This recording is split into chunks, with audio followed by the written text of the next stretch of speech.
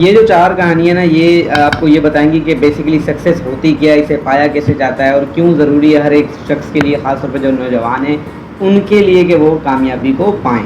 ये चार कहानियाँ जो हैं चार लोगों से मैंने जमा की हैं, लेकिन इन सबको मैं एक पॉइंट पे एंड में ले आऊँगा और आप खुद मानेंगे कि हाँ भाई, सक्सेस वाकई में यही है और इसी तरीके से पाई जा सकती है, वरना दूसरा कोई रास्ता कामयाबी का नहीं है।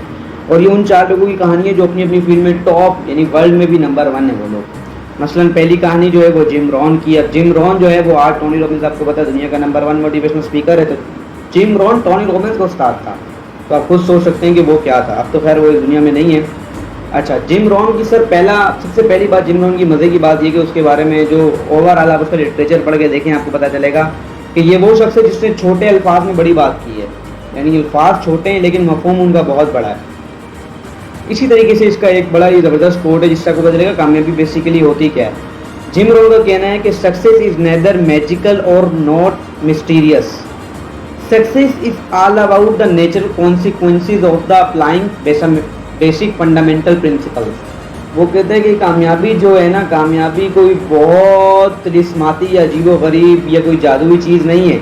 हाँ, उसके लिए तो है जिसको बेसिक प्रिंसिपल्स नहीं पता, लेकिन जिनको पता है उन्हें पता है कि सिर्फ बेसिक चंद असूल है, उन्हें अप्लाई करते जाओ और कामयाबी मिल जाएगी। अच्छा, फिर वो ये कहते हैं कि असूल समझने में तो बहुत आसान है लेकिन अप्लाई करना इनको बहुत आसान नहीं है।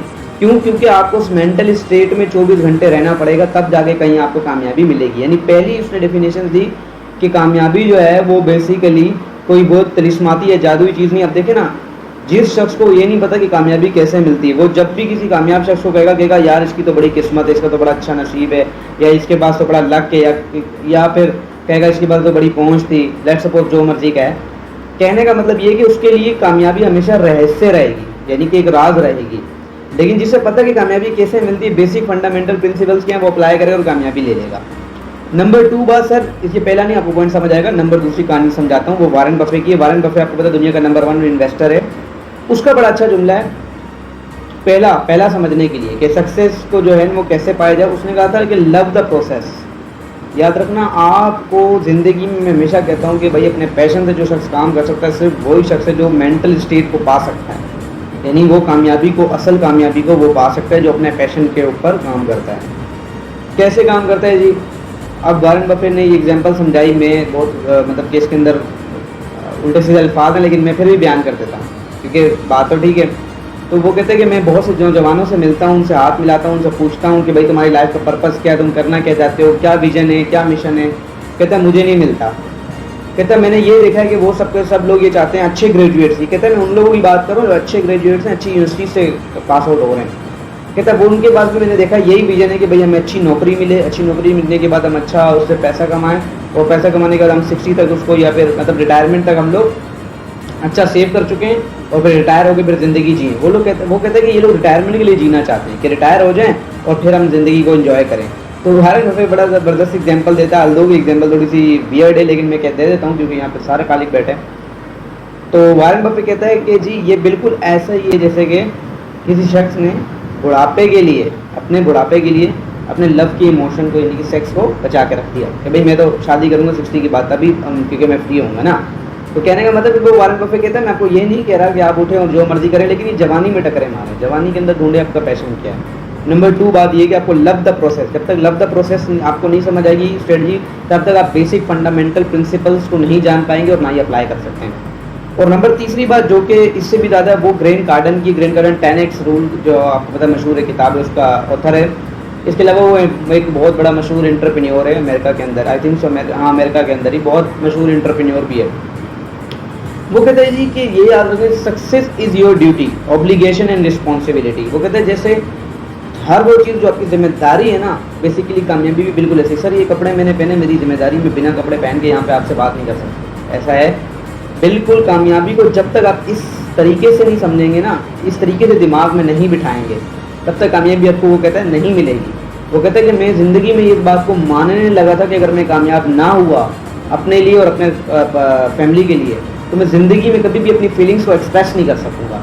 कहता है मैंने इस चीज़ को माना, उठते बैठते जागते फिरते मैंने खुद को बताया, तब जाके आज जाके कहीं मैं कामयाब हूँ। तो सक्सेस योर ड्यूटी का मतलब है आप ये माइंडसेट अप्लाई करें। वैसे ये मैं एक टॉपिक अलग से पढ़ा चुका हूँ, लेकिन यहाँ मैं इसको बयान कर दूँ कि यू हैव टू पे द प्राइस, कि आपको कीमत तो अदा करनी पड़ेगी सर। ठीक है। नंबर 1 आपको बेसिक प्रिंसिपल जानने, नंबर 2 आपको लव द प्रोसेस, पैशन के साथ चलना है, नंबर 3 जिम्मेदारी समझ के काम करना है तब, और नंबर 4 आखिरी डेविड गॉगिंस की कहानी, जो कि मेरे फेवरेट सबसे ज़्यादा, आपको पता है कि मैंने डेविड गॉगिंस, वो वाइस शख्स है जिसको मैंने जब पढ़ा तो मुझे ज़िंदगी में ऐसा एहसास हुआ, तो मुझे आर्मी नेवी वगैरह किसी का शौक तो लगे, मेरा दिल किया यार एक मैं भी ISIS भी दूँ, मज़ा तो आ जाए डेविड गॉगिंस को पढ़ के। वो कहते हैं कि जी मैं नेवी सील में जब था, ये उसके पॉडकास्ट में, नेवी सील में था तो मैं बहुत अच्छी, मतलब नेवी सील की जो नंबर 1 टीम थी ना, तो 6-6 का सिंह तो ग्रुप होता है, 5-5 या 7-7 का, मतलब मैं उसमें जाना चाहता था। अब सीन क्या हुआ कि मैं उसमें जाने के लिए बहुत मेहनत करता था। बहुत मेहनत से मुराद ये कि वो कहता था मैं दिन में ट्रेनिंग करता था टीम के साथ, और शाम की ट्रेनिंग मेरी एक अलग होती थी। उसके बाद भी रात को जब ये लोग रिलैक्स कर रहे थे तो मैं नेविगेशन, टैक्टिक्स और स्ट्रेटजीज पढ़ा होता था कि नेवी सील, एक नंबर 1 नेवी सील बनने के लिए क्या क्या किया जाए। तो कहते मेरे टीम लीडर ने देखा, और एक दिन उसने देखा कि इसकी जो रोज़ की ये रूटीन है हमारा, तो ये नहीं कर रहा, और इवन जब पार्टी भी हो तब भी मैं नहीं जा रहा। तो वो कहते हैं मेरे पास आया और उसने कहा कि डेविड इतनी मेहनत मत किया करो, लोग तुम्हें सनकी समझेंगे। तब डेविड कहता है कि सर उस दिन मेरे समझ में एक बात याद आ गई, be ready to walk alone. उसने, वो कहता है कि मेरी समझ में आई कि हर कोई ना कामयाब नहीं होना चाहता, यानी लोग, कहता है मैंने देखा कि नेवी सील बनना या कामयाब बनना इसलिए चाहते हैं कि वो पार्टी कर सकें।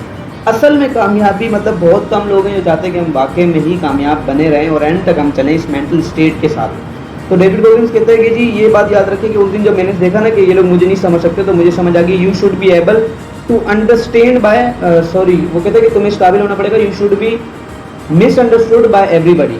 अगर कामयाबी में जाना है और हमेशा कामयाब रहना है तो आपको, हर किसी को आपको मिसअंडरस्टूड करना पड़ेगा, कोई मसला नहीं। मैंने इसीलिए अपनी किताब में जुमला भी लिखा था कि सर लोग आपके पास सिर्फ तब आएंगे जब आपका मिशन कामयाब हो चुका होगा। ये बात याद रखें, अगर आपको मिशन में, अपने मकसद में लोग नहीं मिल रहे तो घबराएं मत, क्योंकि लोग आएंगे ही तब जब वो कामयाब हो चुके होंगे, आप कामयाब हो चुके होंगे। तो कहने का मतलब ये, यही डेविड गॉगिंस कह रहा है कि भाई पीपल डोंट अंडरस्टैंड टू पे द प्राइस। डेविड गॉगिंस कहता है कि मैंने देखा सबके सब काबिल थे, मेरे साथ नेवी सील में जितने थे सबके सब काबिल थे, लेकिन हर कोई कीमत नहीं चुकाना चाहता था। तो सर मैं एट द एंड भी यही कहूँगा कि बिना कीमत चुकाए आप कामयाब नहीं हो सकते। इसमें मैं मौला अली रज़ी अल्लाह अन्हु का एक कौल सुनाऊंगा जिसकी वजह से मैंने ज़िंदगी में मेहनत करना सीखा। टैलेंटेड बहुत था, हर चीज़ मेरे पास शुरू से, लेकिन मेहनत मैंने करना सीखा मौला अली रज़ी अल्लाह अन्हु के इस कौल से।